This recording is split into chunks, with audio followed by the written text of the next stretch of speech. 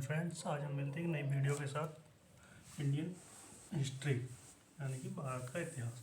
तो इसको पढ़ने से पहले पढ़ने से पहले कुछ चीज़ें इंपॉर्टेंट टर्म देखते हैं। हम इतिहास को स्टार्ट करने से पहले यानी इतिहास को पढ़ने से पहले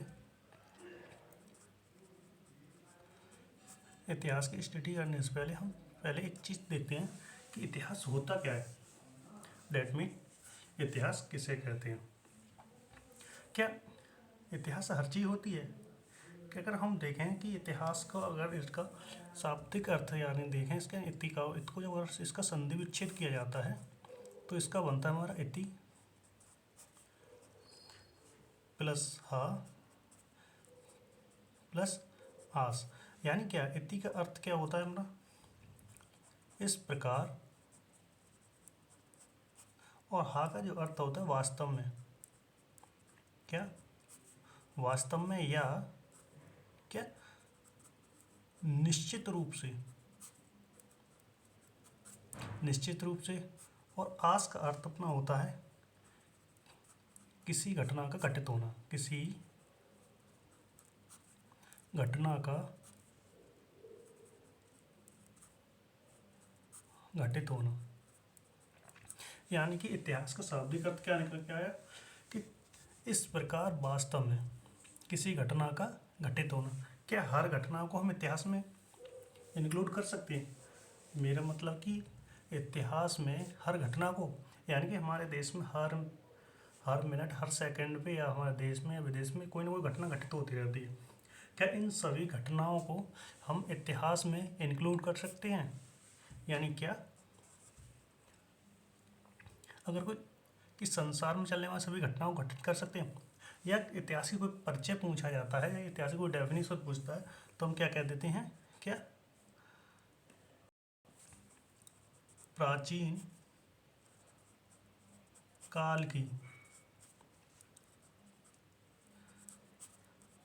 सभी घटनाएं, क्या प्राचीन काल की सभी घटनाएं सम्मिलित होंगी या होती हैं। यानी क्या इतिहास में क्या ये सत्य है कि प्राचीन काल में जो घटनाएं घटित हुई वो सभी हैं? नहीं, ऐसा नहीं है, क्योंकि हमारे देश में या विदेश में जितनी भी हैं हर मिनट हर सेकंड सभी घटनाएं घटित होती रहनी है। अगर ये बात करें तो ये हमारी डेफिनेशन हो जाती है हमारी गलत। तो हम किसे इंक्लूड करेंगे इतिहास में? हम केवल उन घटनाओं को इंक्लूड करते हैं जिनका जो मानवीय जीवन यानी ह्यूमन लाइफ या और भौगोलिक जीवन पर प्रभाव डाले। यानी कि हम इतिहास में जिन घटनाओं को उन घटनाओं को इंक्लूड करेंगे जो कि मानवीय जीवन या भौगोलिक जीवन पर प्रभाव डालते हैं, उन घटनाओं को हम क्या इतिहास में सम्मिलित करते हैं। तो इतिहास में सम्मिलित यानी कि अब कहें कि इतिहास किसे कहते हैं, अब इतिहास में क्या चीज़ है, इतिहास में हमें क्या इंक्लूड करना है क्या नहीं। तो सबसे पहले क्या हम इतिहास में केवल उन घटनाओं की चर्चा करेंगे जो कि मानवीय जीवन पर और भौगोलिक जीवन किसी न किसी प्रभाव डाला हो, यानी कम या ज़्यादा।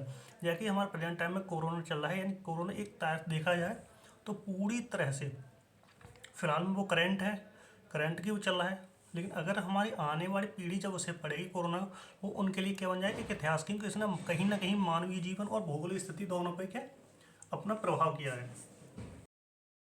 क्या चीज़ है इतिहास की सबसे इम्पोर्टेंट क्या चीज़ होती है? घटनाएं कैसी होनी चाहिए जो कि मानवीय जीवन और क्या भौगोलिक स्थिति पर, क्या भौगोलिक स्थिति या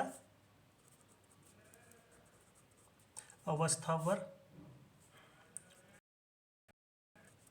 प्रभाव डाले।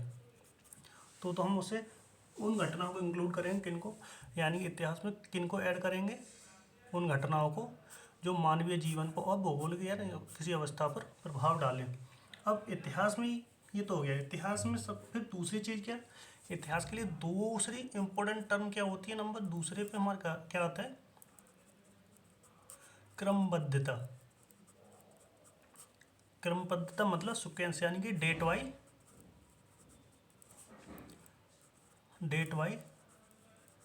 डेट, जो भी डेटा होना चाहिए वो कैसा होना चाहिए, डेट वाइज डेट होना चाहिए।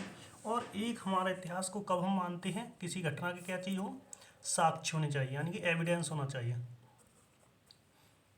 क्या चाहिए, साक्ष्य होने। अब ये नहीं कि कल हम किसी क्या कहते हैं 4 साल पहले किसी का किसी रोड दुर्घटना या ट्रेन दुर्घटना हुई, वो इतिहास हो गया, नहीं, वो एक घटना थी, वो घटित हो गई। अगर हम केवल इतिहास में उन घटनाओं को इंक्लूड करेंगे किनका, जो मानवीय जीवन और भौगोलिक जीवन पर प्रभाव डाले। लेकिन इतिहास में दूसरी चीज़ हमें क्या होनी चाहिए, क्रमबद्ध है, सीक्वेंस होना चाहिए। ऐसा नहीं कि हम कभी किसी का कभी किसी घटना को अगर इतिहास में जो ऐड करते उनमें एक सीक्वेंस होना चाहिए, दूसरा क्या, उसका प्रमाण होने, साक्ष्य होने चाहिए, एविडेंस होना चाहिए। यानी किसी भी चीज़ को मानने से पहले उसका क्या होना चाहिए, हमारे पास ये एविडेंस होना चाहिए।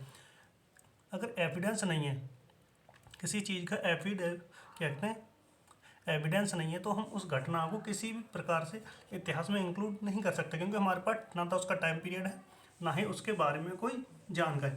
अब हम बात करें साक्ष्य, तो हमारे साक्ष्य कितने प्रकार के होते हैं, तो हमारे साक्ष्य मुख्यतः 3 प्रकार के होते हैं। नंबर 1, पुरातात्विक पुरातात्विक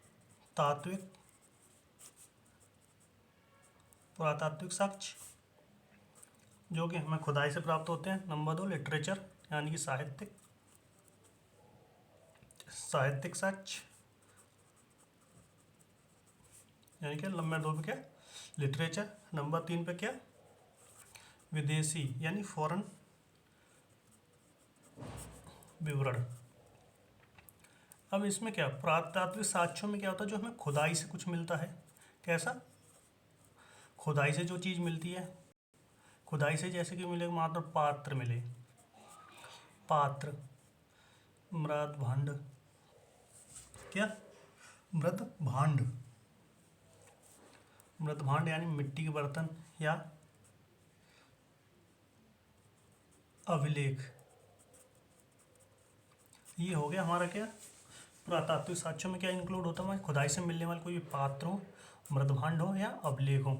साहित्य में हमारे क्या होता है, साहित्य में हमारी जो चीज़ें होती हैं वो एक बुक होती है, क्या, किताब के बेसिस पे जो होता है हमारा, क्या कहते हैं, जो हमारा साक्ष्य जो होता है इतिहास को किस बेस पे। नंबर 2 पे हमारा होता है साहित्य या लिटरेचर, यानी क्या, इतिहास, यानी किताब या फिर कोई ग्रंथ हो, क्या, ग्रंथ या पुराण के बेस पे जो जानकारी हमें इतिहास की मिलती है उसे कहते हैं लिटरेचर साक्ष्य। और विदेशी प्रवण क्या होता है, जैसे कि विदेशी कोई क्या कहते हैं, विदेशी कोई इंसान हमारे इंडिया में आया या कहीं गया, उसने उस टाइम की, यानी अपने टाइम में होने वाली सभी घटनाओं को क्या कहते हैं, एक छोटा सा एविडेंस के तौर पे यूज किए।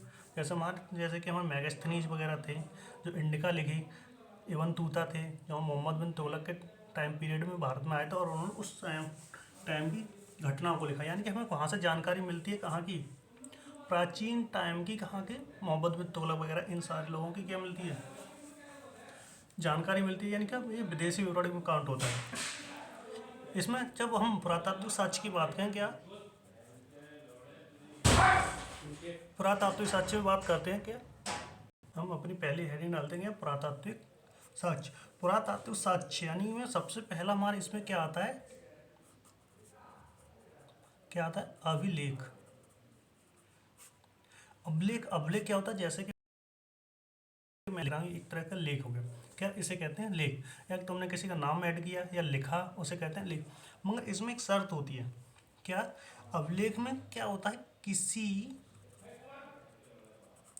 किसी भी कठोर सतह, किसी भी कठोर सतह पर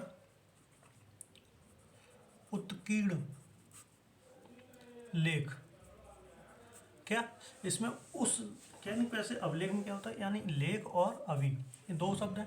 लेख मतलब किसी चीज़ को लिखना। अब अभिलेख यानी कठोर सतह पर उत्कीर्ण करना, या किसी चीज़ की किसमें उत्कीर्ण लिखना, यानी किसी भी चीज़ को किसी कठोर सतह जैसे पत्थर वगैरह हो गया, इन पर लिखना क्या कहलाता है? अभिलेख। जो अभिलेख की स्टार्टिंग की हुई थी हमारे मौर्य काल में हुई थी, जिसे हम मौर्य काल पढ़ेंगे तो उसमें काफ़ी गहराई से चर्चा भी करेंगे कि, लेकिन इसमें जो अभी हम थोड़ा इंपॉर्टेंट तो बेसिक दिख रहे हैं, तो क्या जो अभिलेख स्टार्ट क्या से हुई थी? मौर्य काल से। और मौर्य काल में भी किसे? अशोक महान, अशोक महान के नाम पे उत्कीर्ण। अब अभिलेख, अभिलेख में भी क्या है, कुछ हमारे अभिलेख होते हैं इंपॉर्टेंट, यानी इसके प्रकार की बात करें, इसमें भी कुछ इंपॉर्टेंट हमारे टर्म निकल के आते हैं, कैसे? जैसे कि शिलालेख, शिलालेख। अब शिलालेख में क्या होता है? शिलालेख माने, शिला माने होता है पत्थर या चट्टान, लेख माने लेख। जैसे कि ये कोई चट्टान है हमारी, इसको आगे का हिस्सा क्या है? सपाट के, इस पर कोई हमारी जो चर्चा है, जानकारी है, वो लिख दी, क्या हो गया? ये शिलालेख होता है। इसी प्रकार दूसरा हमारा प्रकार क्या होता है? स्तंभ लेख, स्तंभ लेख। अब इसमें क्या होता है? कोई ऐसा स्तंभ लिया, ये क्या है हमारा? कोई स्तंभ है। अब स्तंभ लिखा होना क्या है? हमारा स्तंभ लेख, यानी किसी स्तंभ पे लिखना, यानी स्तंभ लिया, उसमें हमारे की कोई लेख हुआ, उस पर क्या है? लिखावट करना है, किसी सूचना को अंकित करना ही क्या कहलाता है? स्तंभ लेख।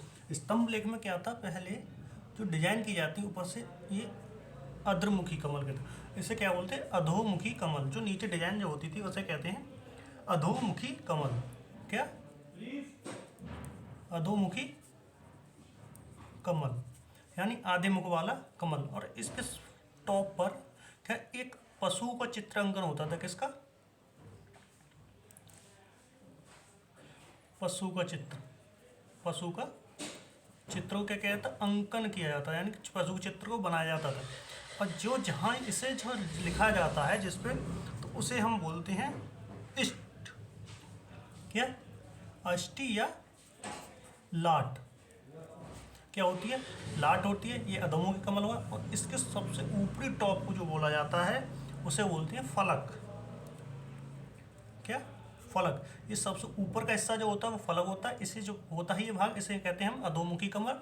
और इस वाले भाग को जिस पर हमें लिखावट होती है इसे ही बोलते हैं लाट। कहते हैं कि अशोक के लाट से, क्या कहते हैं? अशोक की लाट से जो चिन्ह लिया गया है, जो हमारे आजकल के नोटों पे दिखता है, वो अशोक की लाट से लिया, वो अशोक की लाट का फलक लिया गया, ना कि लाट को।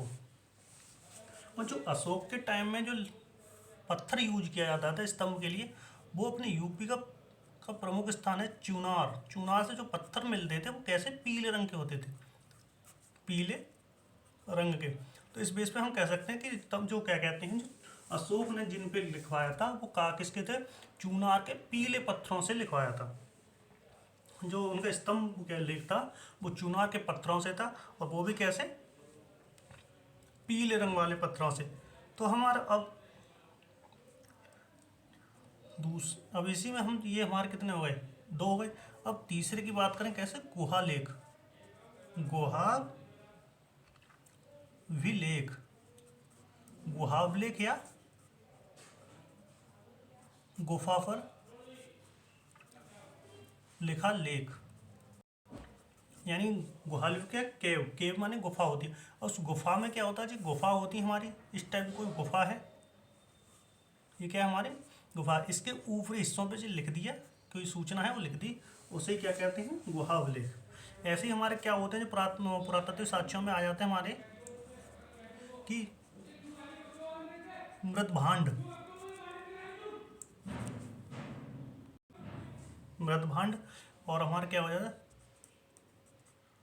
ताम्र पत्र विलेख, यानी कि तांबे के पत्रों पर क्या है? तांबे का पत्र देखा हो, सुना होगा। पहले तो हमारे जो तांबे का पत्र है, आगे लिख दिया, क्या? ताम्रपत्र हो गया। एक होती है हमारी क्या? प्रशस्ति। और प्रशस्ति क्या होती है? जैसे कि किसी राजा या फिर किसी विशेष व्यक्ति की प्रशंसा के बारे में क्या किया हमने? प्रशंसा की और उसके लिए लिख दिया, उसे कहते हैं प्रशस्ति। और ऐसा ही हमारा क्या? साथ में आती है मुद्रावलेख, मुद्राभिलेख। मुद्रा अभिलेख में क्या होता है, किसी मुद्रा को जैसे उस पर लिख दिया। जैसे हम देखते हैं कि ये गुप्त काल में समुद्रगुप्त की जो मुद्रा थी, समुद्र, तो क्या जो समुद्रगुप्त है, समुद्रगुप्त, उसमें सिक्के पे कैसे बीड़ा बजाता हुआ अंकित किए गए हैं। कैसे बीड़ा बजाते हुए, बजाते हैं यानी बजाते हुए क्या उस पर अंकित किया गया है। तो इसमें हम क्या देखते हैं, मुद्रा अभिलेख है। प्रशस्ति में हम देख लेते हैं किसी व्यक्ति विशेष, व्यक्ति विशेष की प्रशंसा हेतु जो लेख लिखा जाता है उसे कहते हैं प्रशस्ति। क्या हम देख चुके हैं कि आप प्रशस्ति देख सकते हैं, मुद्रा अभिलेख लिख रहे हैं। और हम अब देखते हैं साहित्य के, जो हमारा लिटरेचर है, क्या लिटरेचर यानी कि साहित्यिक, साहित्यिक साक्ष्य। अब साहित्यिक साक्ष्य को हम दो भागों में बांट सकते हैं। किसमें? दो भागों में। नंबर एक कैसे, धार्मिक साहित्य, धार्मिक साहित्य, और नंबर दो धर्मेतर साहित्य। क्या हम साहित्यिक साक्ष्य जो है, हमारे साहित्यिक साक्ष्य यानी कि लिटरेचर हमारा एविडेंस है, जो लिटरेचर एविडेंस है उसे हम दो भागों में बांट सकते हैं। हमारे क्या, धार्मिक और नंबर दो धार्मिक। धार्मिक क्या होता है, जिसमें धार्मिक के बारे में धार्मिक किताबें होती हैं जो हमारी जैसे कि आती कैसे, हमारी रामायण क्या आती है धार्मिक किताबों में, जैसे रामायण, महाभारत,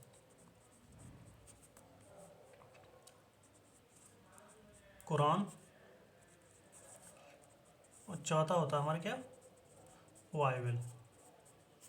हम देखते हैं कि रामायण से राम के समय की जानकारी मिलती है। हम जब रामायण को पढ़ेंगे उस टाइम की सारी घटनाएं मिल जाएंगी। महाभारत महाभारत कालीन की मिलेंगी, यानी कि जो महाभारत हमारा हुआ था उस टाइम की सारी जानकारी। कुरान में जाओगे तो हमें हमारे इस क्या कहते हैं, कुरान में जाओगे तो मोहम्मद साहब के बारे में जानकारी मिलती है और उनके टाइम में होने वाली सारी घटनाएं की कुछ जानकारी। बाइबल में जाओगे तो ईसा मसीह की मिलती है।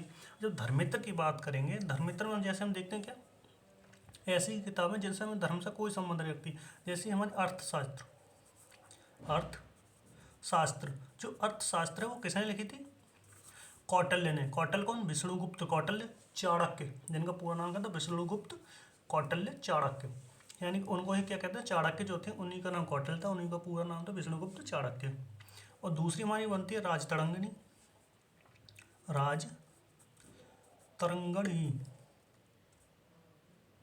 तरंगणी भाई लिख जा, राजतरंगिणी, जो किसने लिखी थी, कल्हड़ ने। और ये किसने, कौटिल्य।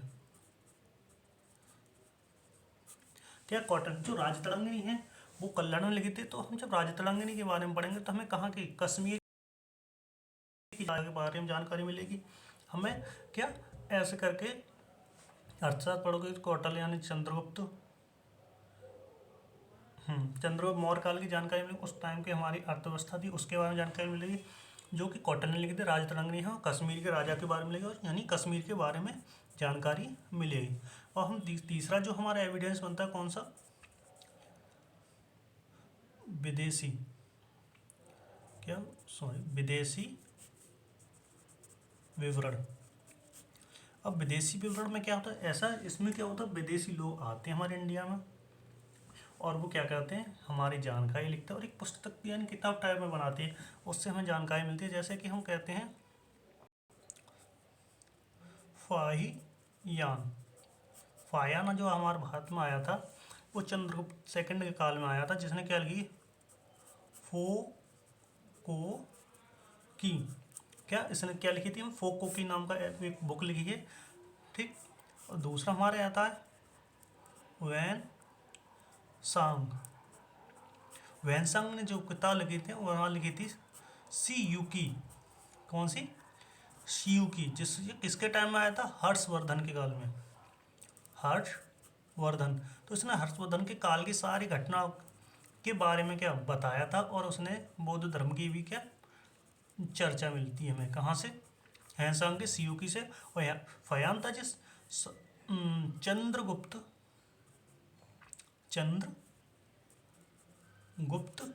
सेकंड के शासनकाल में आया था, और उससे भी हमें क्या चंद्रगुप्त सेकंड के काल की जानकारी मिलती है और कुछ बौद्धिक जानकारी भी मिलती है। अब सबसे इम्पोर्टेंट जो बनता है हमारा क्या, मेगास्थनीज। मेगास्थनीज भी इंडिया में आया था। मेगास्थनीज जब इंडिया में आया तो उसने भारत से प्यार होने की वजह से कौन सी किताब लिखी, इंडिका। इंडिका। तो सीधे सीधे क्वेश्चन बनते हैं हमारे यहाँ से क्या, हो कोकी किसने लिखी, फयान। फयान कब आया, किसके शासनकाल में आया, चंद्रगुप्त मौर्य। चंद्रगुप्त सेकंड के समय टाइम आया। वैनसंग किसके की पुस्तकों थे, सीयू की थी, वो किसके समय में आया, हर्षवर्धन के शासनकाल में आया। मेगास्थनीज की कौन सी बुक है, यानी इंडिका किसने लिखी, तो सीधा क्वेश्चन बनता है हमारे क्या, मेगास्थनीज। इसी प्रकार हम देखते हैं इब्न तूता। जो इब्न तूता था, जो मोहम्मद बिन तुगलक जो था उसके समय में आया था, किसके, मोहम्मद बिन तुगलक के टाइम में आया था। तो उसने कौन सी पुस्तक ली थी, रहला। इसने क्या, रहला लिखी थी, उन्होंने मोहम्मद बिन तुगलक के टाइम की सारी जानकारी लिखी थी।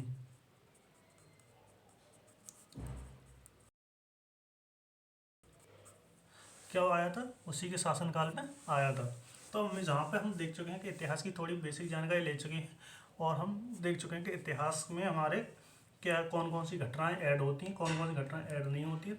इस आधार पर हम अब थोड़ा सा इतिहास का बेस कंप्लीट कर चुके हैं। अब हम देखेंगे नेक्स्ट वीडियो से इतिहास क्या है, और इतिहास की सारी इम्पोर्टेंट घटनाएं और सारी जानकारी।